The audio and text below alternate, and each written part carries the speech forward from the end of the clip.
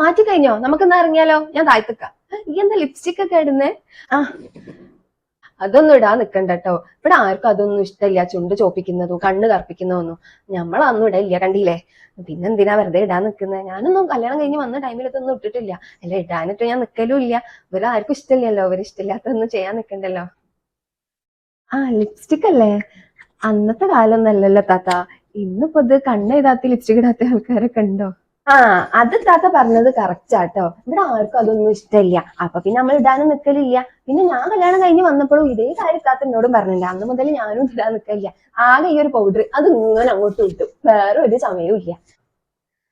അതന്നെ. എന്നാ ശരി, ഈ മാറ്റിയിട്ടൊക്കെ പോര്, നമ്മൾ താഴ്ത്തുണ്ടാവും. ഇതിപ്പോ വല്ലാത്ത പണിയായല്ലോ. മൂത്തതും നടുത്തതും കൂടി മനുഷ്യന് പണി തരാണല്ലോ. ഞാൻ ഇടൂ ലിപ്സ്റ്റിക്. ലിപ്സ്റ്റിക് കണ്ണ് ചെയ്താതൊന്നും ഞാൻ പുറത്തേക്കല്ല. അപ്പൊ ഇങ്ങനൊക്കെ പറയും, എന്നിട്ട് അവസാനം അവരെല്ലാം ചെയ്യും. അങ്ങനാണല്ലോ നടപ്പ്.